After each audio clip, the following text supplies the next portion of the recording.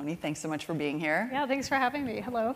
I feel like I'm going to know the answer to this already, but how many of you have some sort of Alexa in your life? A lot. Okay, what I find so interesting about this response is that I feel like if we did this 2 years ago even, maybe even last year, completely different numbers. So talk to me about whether you knew that you were strapping yourself to a giant rocket with these, with the Echo and Alexa. We did not. I was actually here, I think, 3 years ago, and so the numbers are very different. We launched 4 years ago, so November 2014. And when we launched, we had 13 skills. Skills are the things we talked about Alexa can do. And we launched an invite mode. And we did that largely because we weren't sure. We weren't sure if this was solving customer pain point and adding the convenience that we thought it was. We also, speech technology is really hard, and it's hard to get right, and not just the recognition, but the understanding and the intent. And so for us, we had a vision, we loved it, and we didn't know if customers would. And it took off very early. Customers early on, we hit on something big. They really understood kind of the voice user interface was a way to simplify their use of technology. And so I've been on the rocket ship since.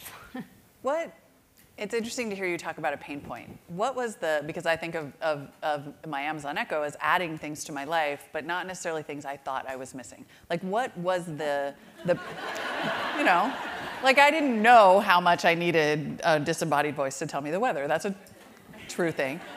But when you tried to identify a pain point, what was that? What were you trying to solve? Well, our view was, how can we add more convenience to customers' lives? And so the way we thought about it, we have a process at Amazon called the working backwards process. We sit down, we write a press release to customers. It's an externally facing. It's not actually what we go out with externally. We make that much better. But it has FAQs, and it really forces us to think, what are we solving? What is the solution for customers? Is there a pain point? And for us, we actually looked at this as a way to add more convenience. We thought we could solve the having to dig for a phone to look for information. We thought that voice as a user interface was just a great simplifier for technology and use. We weren't sure what the primary use cases were going to be. And to be honest, when I heard about the project internally, it was high secret. I had the same reaction. I thought, this is interesting. Then I took it home, and I was like, this is it. I love it. I can see it. I was a big believer in the voice user interface. And so, but in the beginning, it was actually kind of, people are like, well, why do I need this? And so now it kind of feels like, well, how could I not have this? It's so easy. We were talking a little bit yesterday about how in any sort of new consumer category, it can take, at least according to some research, 10 years for a new consumer device. I'm thinking of like a tablet or something like a smart speaker that has voice interaction. 10 years to really find its full use case. Where do you think you are in the Alexa lifecycle and in terms of getting people to understand all the things that they can do as opposed to the things that, the small number of things that people use them for now? Yeah, in some ways, it's very early days with speech, artificial intelligence, and the space in general. And we launched, I mentioned, with 13 skills. We have now tens of thousands of skills. And so for us, there's a lot of invention, a lot of innovation still to be had for voice assistants and voice in general.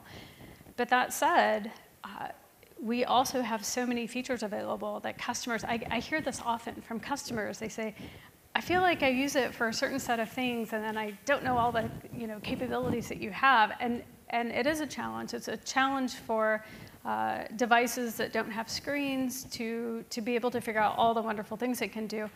One of my responses to people is, well, just try, just ask. And it seems so obvious, but a lot of times if you just ask and you try something, it actually might work. What if it doesn't? I mean, it seems like, but it is sort of a serious question, right? Because the thing that you don't necessarily want it to do is fail. Yeah. And so if I ask in the wrong way, or that skill's not available, or it might have been, but I asked wrong, how do you solve that sort of the give up problem? We have to, I think there's quite a bit of invention that we need to do, and others in this space, teaching customers and helping them to understand what the capabilities are. It really shouldn't fail in the case. If the request that you have is too rigid, that's on us and the software to model it so that it's more robust. So we have to do better there. I think we also just have to come up with ways to educate customers on all the capabilities. There's no single silver bullet to do this. Everybody likes to receive information in different ways. It depends on the time, the place, the context. We have a lot of experiments going on to drive some of our feature awareness and to help customers understand what all the capabilities are.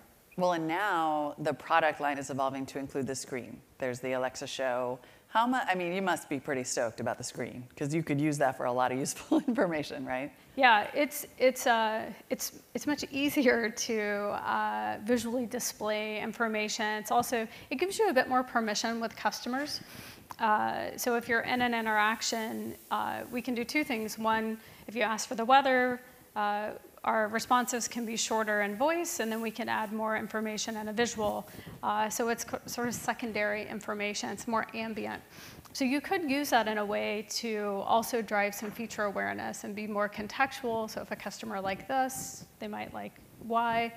And so it has shown to be a positive uptick for us in driving feature awareness. But it's not the only place we need to do it. We have devices everywhere. We have Echo Dots. We have third-party devices. We have implementations of Alexa in the home or in the car. We actually have Alexa in some hotels. So imagine that use case.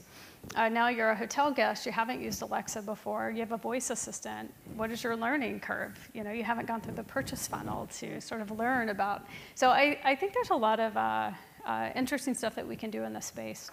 When you consider Amazon's overall goals for Echo devices and Alexa in general, how important is it that people start to use Alexa for shopping? For us, we think about it as driving utility and convenience for customers. And it's not just about shopping. So for us, it was important that we built an experience that added more convenience for customers throughout their day. And shopping is one piece of it, but there are other services. We have Amazon Music Unlimited. We have audio, ebooks, and Audible itself. Those are just the Amazon services. And then we have lots and lots of partners. So you have services available, Spotify, Pandora. We just announced Apple Music. And so for us, it's important to give customers choice. They will want choice. They like selection. That is very much rooted in how Amazon thinks about their products as well, around selection. Mm. And then, of course, I have to ask you, we're at a moment where there's growing skepticism around tech, or more positively put, growing awareness of privacy. And this is a device that, in some ways, a category of devices that can freak people out a little bit if they feel like they don't know when it's listening or when it's not. How are you communicating with users about their privacy? Yeah, we take privacy and security very seriously. We have built it in from day one, and not just the Alexa voice service, but the Echo devices as well. And it's a series of layers of privacy and security that we've built in. And so one of the questions you had is around knowing when the device wakes up. And so, we did things like put the wake word detection technology on the device. So it's just local to the device. It's not streaming to the cloud. When the device is streaming to the cloud, when it wakes up, it's heard the wake word. There's an LED ring that lights up to let customers know it's streaming. You can turn on a chime so you have an audible tone. We give customers control and transparency of the data, so you can see your voice recordings. You can delete them one by one. You can delete them all together. And so we have lots of ways in which we think about this in the product and the product development process. We also have ways we educate customers. We have lots of documentation, our FAQs on our product detail pages and the Alexa app. When you go to turn on features, we use that as an opportunity to allow customers to opt in. There are certain features, not all features, like drop-in on the Echo Show. And so for us, I think it's important that we meet the customer where they are. And I had shared with you that it is our job to help educate. And we are expecting consumers to understand a new technology. And it's up to us to find the language and the time and place to educate so that they do understand the technology that they're using, but they also understand all the controls that are in place that are available to them. Do you feel like you have an opportunity now? We're seeing sort of a bit of a divide start to develop where, for example, Apple is coming out and saying, privacy is our jam. We consider it to be a selling point for our products. There's a lot of trust in Amazon. You don't have a robust advertising business that relies on user data. Do you think there's actually an opportunity for you to start to tell a privacy story around Alexa that also, furthers the goal of selling devices? I think so. I think that as we continue to sort of respond to what customers are asking for, we will look for more opportunity to tell how and educate customers on how we think about the product and how we develop it. I think you'll see also that we will continue to look at new features for customers that that they may be asking for as well. Your team is also responsible for building in Alexa's personality. I know you have an anthropology background, and that is, we could probably have 2 minutes and 26 seconds, so I can't go very far down the personality road, but there's also a conversation about empathy and kids and interacting with the machines when you don't always know that there was machines. How are you starting to navigate those waters as well? Yeah, for us, this is an interesting space. One, we do think a lot about this, and our approach has been some of the personality traits that we built into Alexa were very important to us around being helpful, smart, humble, sometimes funny. And that personality sort of grew, and what we found was that customers were starting, this was early days, customers were definitely starting to share information with us, which is, I'm sad, I'm depressed, I'm being bullied. And so we work a lot with psychologists and industry experts to come up with the right responses for those situations. We did the same thing when we launched the free time experience for kids. We took the same approach. We talked to child psychologists. We actually took a slightly different approach there. We still have empathy in our responses. So if you can imagine a child says, I'm being bullied. What do you do in those situations? And so for us, the approach there was that we recommend that a child find a trusted adult. An adult could be a parent, it could be a mentor, a teacher. And so we do think a lot about these. It's a responsibility that you have of being an AI.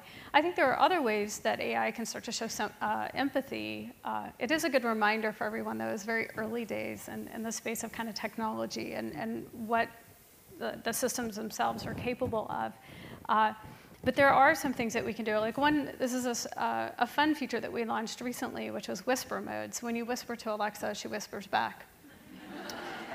And it's funny because that's what a human would do. And I would actually say that's like showing a bit of empathy, because if your child is sleeping and you're whispering and then Alexa booms back the response, it's, not a lot of empathy there. So I only have a couple seconds here, but I do want to get this question in because there are a lot of complaints about how all these voice assistants are all women. And so I'm just wondering, would you ever consider making the default for our little helper a dude? A dude. Anything's possible. So. Tony, dudes could help us. Anything is possible. Tony Reed from Amazon, thank you so much for your time.